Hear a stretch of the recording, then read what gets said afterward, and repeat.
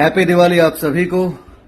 अभी हमने यश कुमार एंटरटेनमेंट के ऑफिस में पूजा किया है और ये छोटी सी पूजा मैंने खुद की है यश कुमार एंटरटेनमेंट के ऑफिस में, यानी कि मेरे ऑफिस में। धर्मपत्नी जी बंगले को सजाने में लगी हुई हैं, तो अभी ये पूजा खत्म करके मैं निकल रहा हूं अपने बंगले पर और वहां की पूजा से आप लोगों को रूबरू कराऊंगा। ये हमारे गणपति बप्पा ऑफिस में, और ये हमने छोटी सी पूजा संपन्न कर ली है।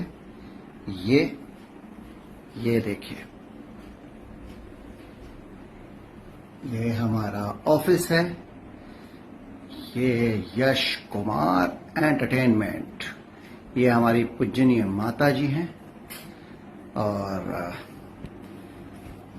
पूजा हो चुका है और अभी हम निकल रहे हैं अपने घर की तरफ।